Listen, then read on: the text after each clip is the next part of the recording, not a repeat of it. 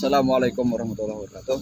Nama Fitri Husaini, NPM 1912-4745. Assalamualaikum warahmatullahi wabarakatuh. Ismil kamil hafizah tunadunani fijah.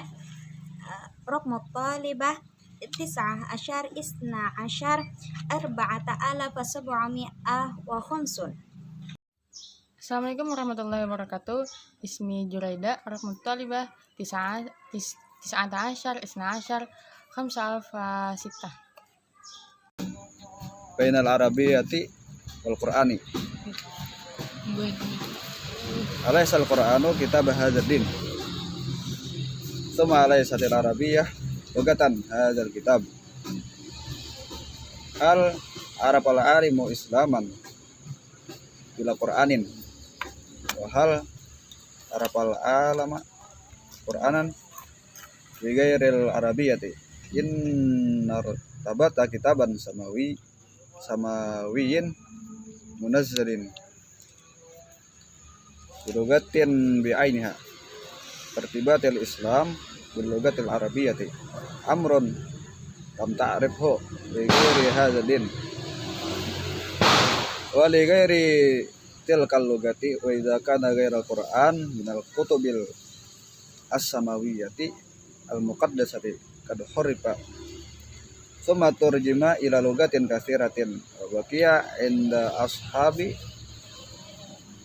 ashabi kitaban ta'abbudiyan muqaddasan fa inal Qur'ana Qur'anun bilafzihi wa nassihi lam yutarjam wa la yumkinu ay yutarjama fa in turjimat afkaruhu wa ma'anihi fahiya katusama Qur'anan wa la yasihu an takuna fil islami kitaban ta'abbudiyan. Hakaza awjadal islamu irtibatan bainahu wa bainal lugatil arabiyyati kana min tadi hadzal irtibati al mubaraki an adat ala lugatil arabiyyati juhudun wa samaratun lam yabdulha ashabuha yawma badaruha illa khidmatun li hadzal din laisa huna majalul hadits anil lugatil arabiyyati wa ratabataha biddin wal qur'ani wa min mafakhiril lisanil arabi annahu lugatun al mu'jizatil khalidatil qur'an faqad syaddal islamu aqwaman ghaira arabin ila lugatil arabiyyati wa nasyaral lugatu al arabiyyatu fi biladin lam yakun bil arabi fiha sultanun faqad kharajatil arabiyyatu min jaziratil arabi ma'al fathil islami fa idza hiya lugatun ahli syami wal iraqi wa ma wara'ahu wa misra wa ma wara'aha wa idza hiya tata'adda kaunaha lugatin dinin ila kauniha lugatan syu'ubin wa duwalin wa mazalal islamu asaruhu bi nashril arabiyyati wa hibziha fil biladi ghairil arabiyyati wa huwa asarun yafuqu asaral murakizit taqafiyati allati naraha al yawma muntashiratan fi biladil alami linashril lugatin kal firansiyati au injiliziyati inna ashaba hadhil murakizi yunfikuna al mulayina fi sabilid di'ayati fi murakazihim wa thiqafatihim wa nashri lugatihim ala hina anal islama yaj'alu min ahlul baladi allati yantashiru fiha syu'uban ribatan fi ta'allumi lugatihi wa ma aktsara ma nasma'u aswatan tartabi'u fi tilkal biladi mutalibatan bi irsalil al mudarrisina al arabi ta'allumi al lugatil arabi yati au mutalibatan bi kabulin abnaiha fi mudarasin fi mudarasil biladi il arabiyyati wa jami'atiha yata'allamu al-lughatal arabiyyah hababa ilaihim lughatahu walaqad kana al-islami fadlun azimun bi zuhuri wa qad istahwa al-islamu aqwaman adadin la yuhsa minal ulama'i ghairil arabi nabagu fil arabi wa ulumiha min nahwi wa sarfi wa balagatin hasbuna sibawaihi li hadhihi ta'ifati minal ulama'i ghairil arabi alladzina balagu al-qimmatu fi ulumil arabiyyati hatta asbahu matribal mathari kana lil islami al fadlu fi naqlil lughatil arabiyyati tilkan naqlatul wasi'atu min lughati qaumin ila lughati aqwamin wa min lughati mahdudatin bi hududi asha biha ila lughati da'watin ja'at ila al bashari kapatin kanatil arabiyyatu dari kalisa bisanatil qad da'wati wa lugatan tilkar risalati wa mustauda'a ma sadara an tilkar risalati min fikri wa hadaratin بين العربية والقرآن. أليس القرآن كتاب هذا الدين ثم أليست العربية لغة هذا الكتاب؟ هل عرف العالم إسلاما بلا قرآن؟ وهل عرف العالم قرآن بغير العربية؟ إن ارتباط الكتاب سماوي منزل بلغة بعينها كارتباط الإسلام باللغة العربية أمر لا تعرف لغير هذا الدين ولغير تلك اللغة. وإذا كان غير القرآن من كتب سماوية مقدسة قد حرف لم ترجم إلى اللغة الكثيرة وبقي عند أصحابه كتابا تعديا مقدسا فإن القرآن قرآن بلفظه ونفسه لم يترجم ولا يمكن أن ترجم وإن ترجمت أفكاره ومعانيه فهي لا تسمى قرآنا ولا يصح أن يكون في الإسلام كتابا تعديا.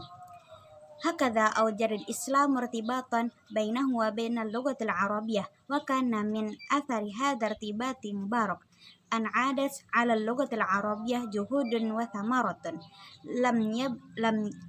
لم يبلغ لها أصحابها يوم بذلوها إلا خدمة لهذا الدين وليس هذا جمال الحديث من اللغة العربية وارتباطها بالدين والقرآن ومن مفاخر اللسان العربية أنه لغة معجزة خالدة القرآن. لقد شد الإسلام أقواما غير عربي إلى لغة العربية ونشر اللغة العربية في بلاد لم يكن للعرب فيها سلطان.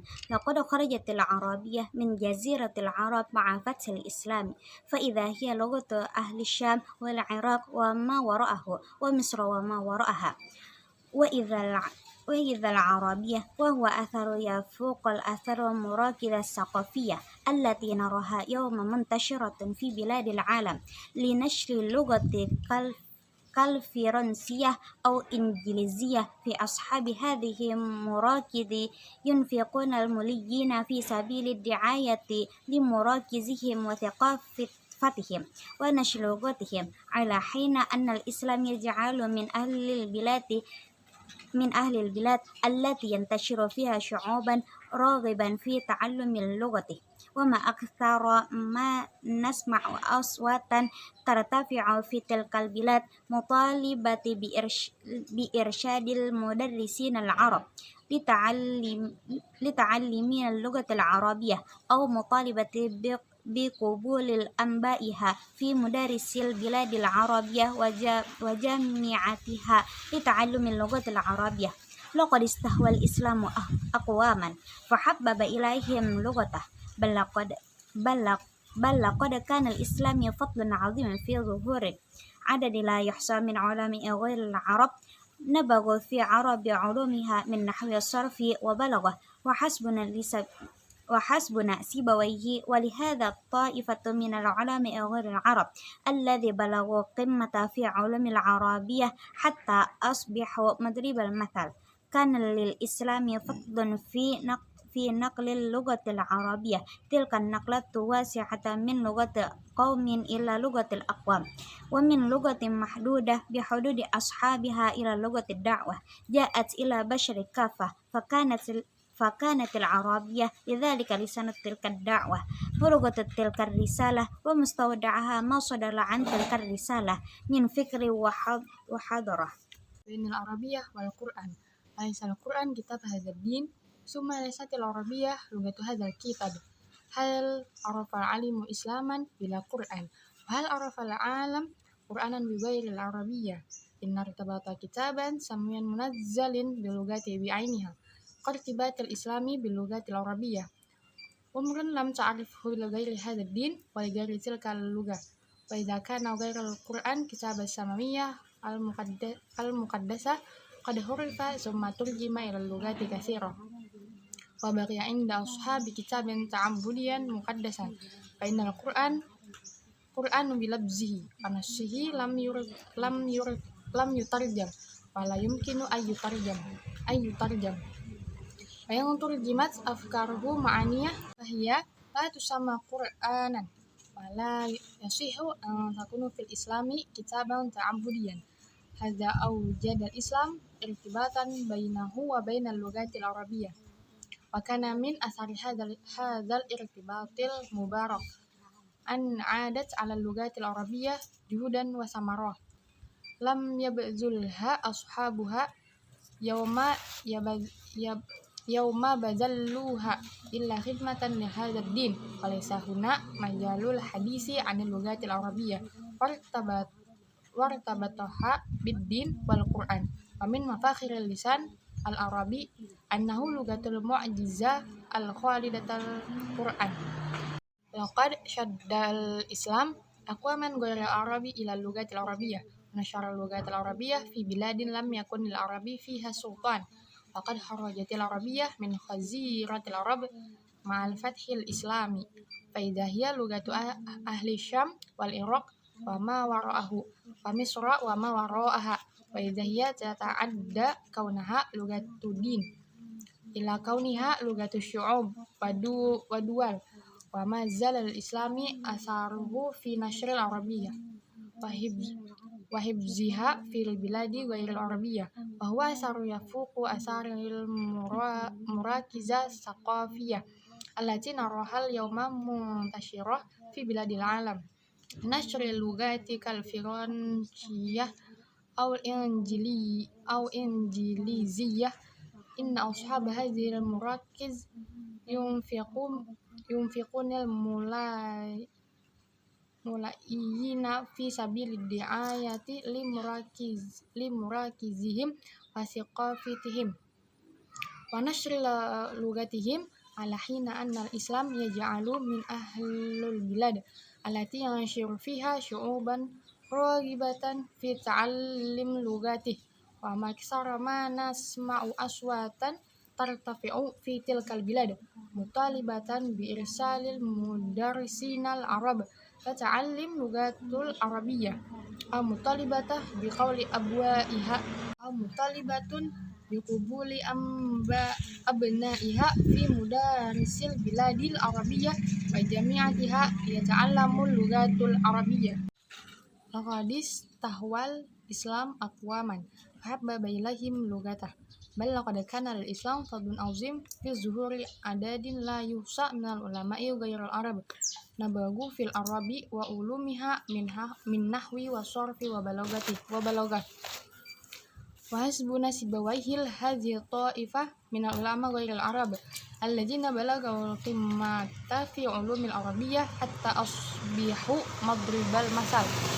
كان للإسلام الفضل من نقل اللغة العربية تلك النقلة الواسعة من لغة قوم إلى لغة أقوام، ومن لغة محدودة بحدود أصحابها إلى لغة دعوة جاءت إلى البشر كافة، فكانت العربية بذلك لسان تلك الدعوة ولغة تلك الرسالة، wa mustauda'a ma sadara an tilka risalati min fikri wa hadarah.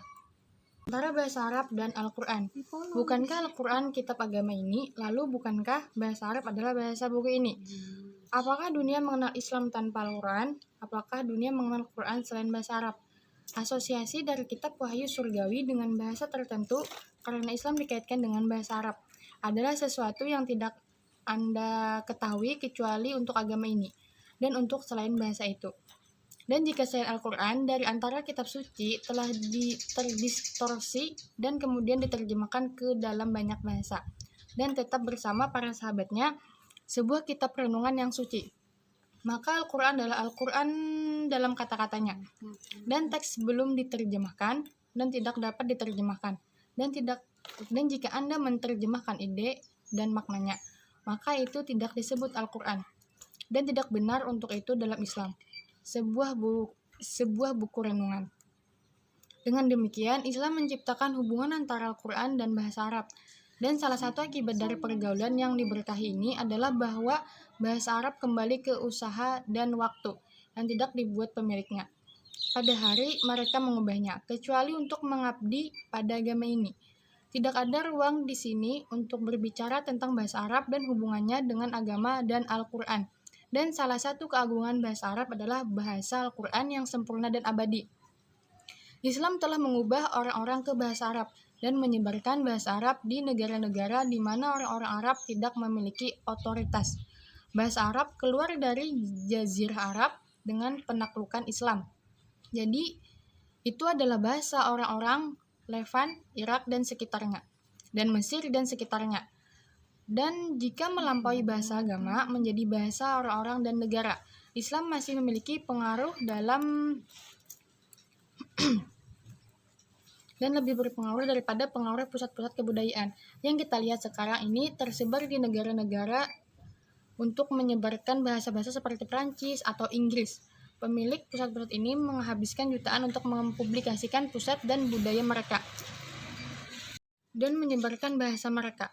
Sementara Islam membuat orang-orang di negara-negara di mana ia menyebar orang-orang yang mau belajar bahasanya. Dan seberapa sering Anda mendengar suara-suara yang meninggi di negara-negara itu menuntut untuk mengirim guru-guru agama untuk mengajar bahasa Arab atau menuntut agar anak-anaknya diterima di sekolah dan di universitas di negara-negara Arab.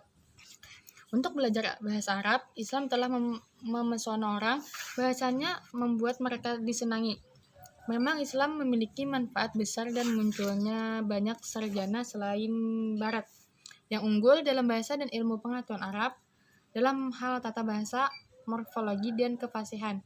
Arab sampai mereka menjadi contoh Islam memiliki kredit untuk mentransmisikan bahasa Arab. Bobot yang sangat besar dari bahasa suatu kaum ke bahasa kaum dan dari bahasa yang dibatasi oleh batas-batas pemiliknya ke bahasa ajakan yang datang kepada semua manusia. Jadi bahasa Arab adalah bahasa seruan itu dan bahasa pesan itu. Antara bahasa Arab dan Al-Quran. Satu, keistimewaan bahasa Arab dalam Al-Quran. Dalam teori bahasa modern, tidak ada satu bahasa yang lebih unggul dari bahasa lain. Nah, selain bahasa Arab ini, akan tetapi bahasa dapat lebih unggul dari bahasa lain karena sejarah dan transformasi pemikiran dan budayanya. Jadi bahasa Arab ini memiliki keistimewaan karena bahasa Arab menjadi bahasa Al-Quran. Nah, itu yang dinampakkan keistimewaannya. Dengan memahami bahasa Arab, maka dapat memahami isi kitab suci yang pedoman orang Islam. Keunggulan bahasa Arab dengan bahasa tidak hanya terletak sebagai bahasa agama, tapi bahasa Arab memiliki keistimewaan dalam segi ilmu kebahasaannya. Dengan mengkaji ilmu kebahasaannya akan dapat menikmati keindahan kata bahasa Al-Quran yang merupakan unsur kemukjizatan Al-Quran. Dengan kesempurnaan tata bahasa Al-Quran, tidak akan ada yang bisa meniru Al-Quran. Studi pustaka adalah metode penelitian yang cocok untuk mengupas keindahan, struktur, dan gaya bahasa Al-Quran. Terus dua, bahasa Arab, bahasa Al-Quran. Jadi bahasa Arab itu dijadikan sebagai bahasa Al-Quran. Itu telah menjadikan bahasa Arab sangat istimewa karena bahasa Arab dijadikan bahasa Al-Quran dan istimewa. Hal ini disebabkan tidak ada bahasa yang paling lengkap kecuali bahasa Arab. Salah satu keunikan bahasa Arab adalah keindahan sastranya yang tetap memiliki kekuatan materi kandungannya. Berbeda dengan bahasa lain yang hanya memiliki salah satunya saja. Jika bahasanya indah, maka isinya tidak terarah. Dan jika isinya berbobot, maka penyajiannya kurang menarik. Contohnya adalah surah Al-Fatihah yang sering dibaca baik dalam sholat maupun di luar sholat, namun tidak ada yang merasa bosan. Bahkan makin sering dibaca maka makin menambah ketenangan hati dan ketentraman jiwa. Yang demikian itu terjadi juga bahkan terhadap orang-orang yang tidak mampu memahami maknanya. Yang ketiga, sebab bahasa Arab menjadi bahasa Al-Quran. Al-Quran untuk semua manusia. Bahasa yang digunakan Al-Quran haruslah bahasa yang mempunyai posisi strategis bagi semua bangsa manusia. Dan bahasa itu adalah bahasa Arab dengan sekian banyak alasannya, di antaranya. Yang pertama adalah bahasa Arab adalah bahasa tertua di dunia. Kenapa jadi dikatakan tertua di dunia? Ahli sejarah bahasa mengatakan bahwa Nabi Adam alaihissalam dan istrinya Hawa adalah manusia yang pertama kali menggunakan bahasa Arab.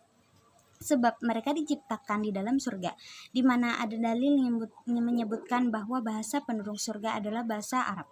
Ketika Adam alaihissalam menginjakkan kaki pertama kali di permukaan bumi planet, maka bahasa yang dilafalkan tertentu bahasa Arab. Jadi Nabi Adam turun ke bumi langsung menggunakan bahasa Arab. Yang kedua, bahasa Arab paling banyak memiliki kosakata. Wow, gimana? Jadi punya banyak bahasa, memiliki kosakata yang banyak itu, sehingga induk dari semua bahasa di Indonesia dan tetap digunakan umat manusia hingga hari ini. Wajar pula bila bahasa Arab memiliki kosakata dan perbendaharaan yang sangat luas dan banyak.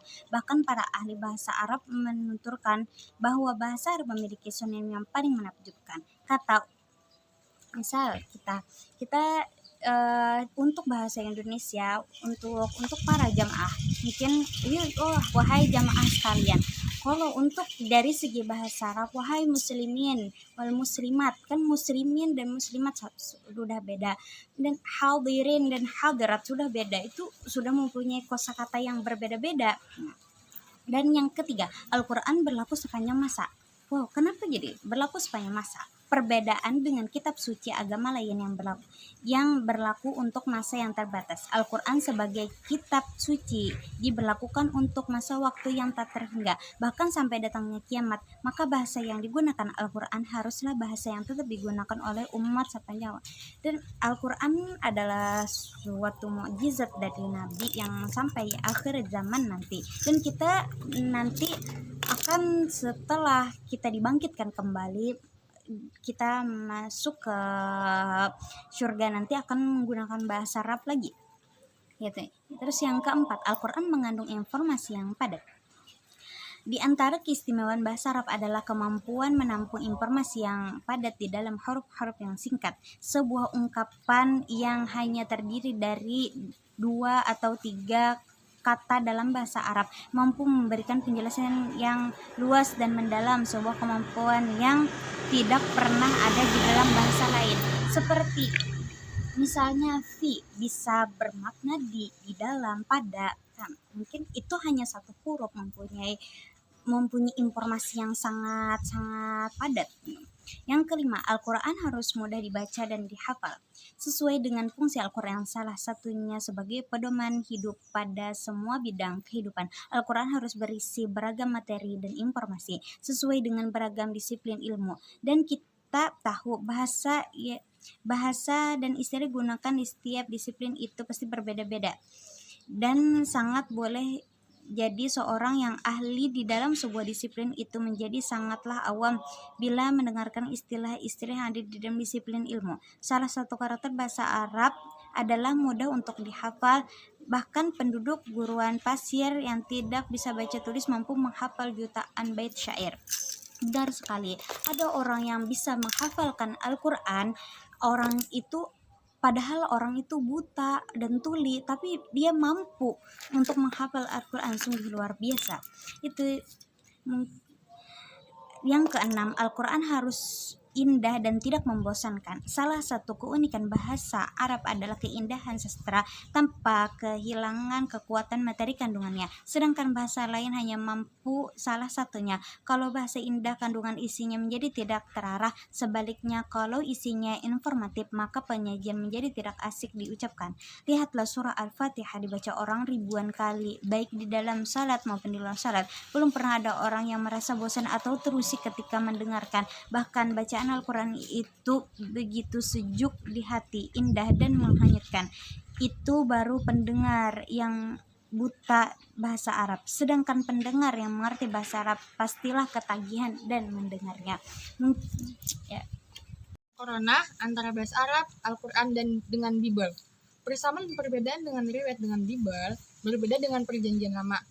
Al-Quran tidak menyajikan suatu riwayat yang menyeluruh tentang penciptaan. Sebagai ganti, suatu riwayat yang sambung menyambung. Kita dapatkan di beberapa tempat dalam Quran ayat-ayat menunjukkan aspek-aspek tertentu daripada penciptaan dan memberi sedikit banyak perincian mengenai kejadian-kejadian yang menunjukkan secara turut-berturut. Untuk mempunyai gambaran yang jelas tentang bagaimana kejadian-kejadian itu disajikan, kita harus mengumpulkan bagian-bagian yang terpisah dalam beberapa surat. Menyebutkan sesuatu kejadian dalam beberapa tempat dalam Al-Quran tidak hanya khusus mengenai penciptaan. Banyak soal-soal penting yang dilakukan semacam itu, baik mengenai kejadian-kejadian di bumi atau di langit, atau mengenai soal-soal tentang manusia yang sangat penting bagi ahli sains. Bagi tiap-tiap kejadian tersebut, telah diadakan suatu pengumpulan ayat-ayat. Bagi banyak pengarang Eropa, riwayat Al-Quran tentang sangat mirip dengan riwayat Bible, dan mereka senang untuk menunjukkan dua riwayat tersebut secara paralel. Saya merasa bahwa ide semacam itu salah, karena terdapat perbedaan-perbedaan yang nyata antara dua riwayat. Dalam soal-soal yang penting dari segi ilmiah, kita dapatkan dalam Al-Quran keterangan-keterangan tidak dapat kita jumpai di dalam Bible, dan Bible memuat perkembangan-perkembangan yang tidak ada bandingannya dalam Al-Quran. Persamaan yang semu antara dua teks sangat terkenal, di antaranya angka-angka yang berturut tentang penciptaan. Pada permulaannya nampak identik, 6 hari dalam Al-Quran sama dengan 6 hari dalam Bible. Tapi pada hakikatnya persoalannya adalah lebih kompleks dan perlu diselidiki.